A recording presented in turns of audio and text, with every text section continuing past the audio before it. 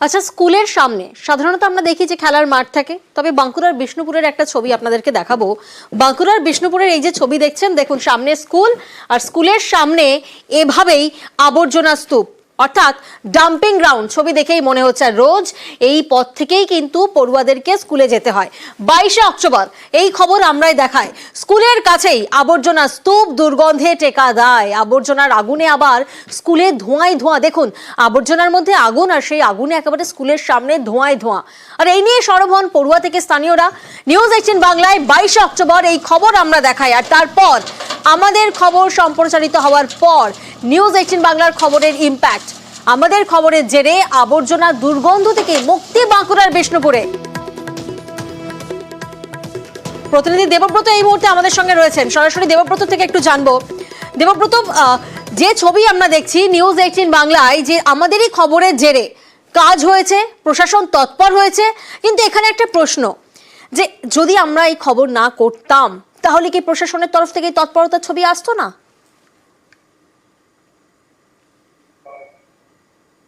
একেবারে আসতো না সেই ছবিটা তো বলাই চলে, কারণ বেশ কয়েক বছর ধরেই এখানে এই আবর্জনার পাহাড় জন্মেছে। কারণ ওই স্কুল দীর্ঘ পুরনো, এবং তারপরেই কিন্তু এই আবর্জনার পাহাড় জন্মেছিল।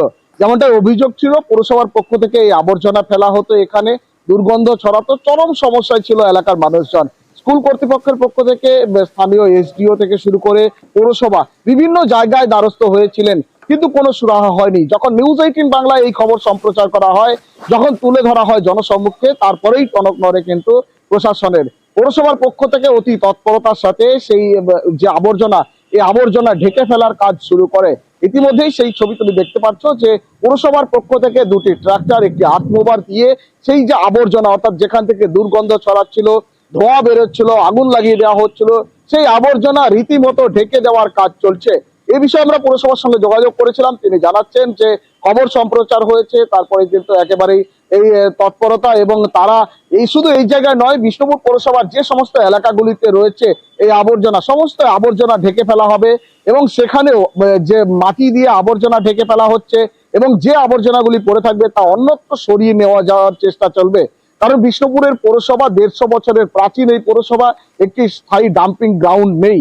যদিও 2022 সালে একটি নতুন ডাম্পিং গ্রাউন্ড তৈরি করা হচ্ছে, তার কাজ এখনো সম্পূর্ণ হয়নি।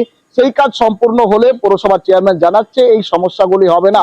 তবে প্রশ্ন উঠছে, খবর করলেই কি শুধুমাত্র তৎপর হবে প্রশাসন? একেবারে গত অক্টোবর এই খবর দেখাই নিউজ 18 বাংলা, তারপরে পদক্ষেপ বিষ্ণুপুর পুরসভার। সমস্যায় ঝগড়া ফেলার জন্য তো বিরাট সমস্যা চলছিল, কিন্তু এখন তাহলে মোটামুটি যে এই পরিষ্কার করছে, এটা মোটামুটি তাহলে ঠিক আছে। আপনারা রেকর্ডার মানে খবর গেছে বলেই মনে করছে, নাহলে কি করে প্রচুর সমস্যা হতো। বর্ষাকালে তো মোটেই পেরানো যেত না। স্কুলের জন্মলগ্ন থেকে পরিবেশের অবস্থা এরকম ছিল না, কিন্তু পরবর্তীকালে বিষ্ণুপুরের যাবতীয় নোংরা আবর্জনা আমাদের স্কুলের পাশেই ফেলা হচ্ছিল। দীর্ঘদিন ধরে আমরা অনেক অ্যাপ্লিকেশন, অনুরোধ ইত্যাদি করা সত্ত্বেও কোনো সুফল পাওয়া যায়নি। কিন্তু নিউজ 18 সংবাদ মাধ্যমের রিপোর্টাররা এসে এই ব্যাপারে তৎপর হন এবং সাহায্যের হাত বাড়িয়ে দেন। তাদেরই তৎপরতাই বলতে পারি আজ আমাদের স্কুল অনেকটাই দূষণ মুক্তির পথে আগিয়ে চলেছে, এবং পৌরসভা থেকে খুব সুন্দর একটি ব্যবস্থা নেওয়া হয়েছে। এই জন্য আমি বিষ্ণুপুর পৌরসভাকে এবং নিউজ 18 কে অসংখ্য ধন্যবাদ জানাচ্ছি আমার বিদ্যালয়ের পক্ষ থেকে। স্কুলের সন্নিকটে একটি জঞ্জাল স্তূপ রয়েছে, সেই জন্য প্রচন্ড দুর্গন্ধ ছাড়তো। আমরা সরকারি বিভিন্ন জায়গাতে আমরা বহুবার দরবার করেছি, দরখাস্ত দিয়েছি, বিশেষ সুফল পাইনি। কয়েক মাস পূর্বে নিউজ 18 বাংলা এটি নিয়ে একটি প্রতিবেদন প্রকাশ করেন। তার ফলে এখন আমরা দেখছি যে গতকাল থেকে পৌরসভা আশ্বাসও দিয়েছেন যে আর ফেলা হবে না, এবং সক্রিয়ভাবে কাজও করছেন। আজকে ডাম্পিং গ্রাউন্ডের ওখানে মাটি ফেলা হচ্ছে।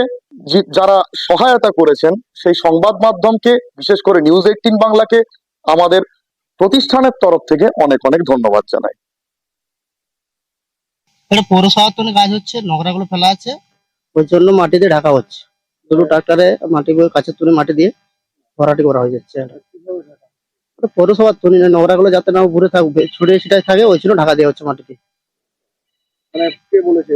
পৌরসভার তো হ্যাঁ, এখানে যতটা ড্রেসিং করা আছে এটা, এরপর বাকিগুলো কি করে বলতে পারছি না ওটা আমরা। ডাম্পিং গ্রাউন্ড আমাদের পৌরসভাকে বরাদ্দ করেছেন, তার পাঁচিলের কাজ হয়ে গেছে, রাস্তার কাজ হয়ে গেছে, কিন্তু প্রসেসিং ইউনিটটা এখনো বসেনি। প্রসেসিং ইউনিটটা যদি বসে যায় তাহলে আমরা শহরের যে ওয়েস্টটা সেটা আমরা সেখানে গিয়ে ফেলতে পারবো।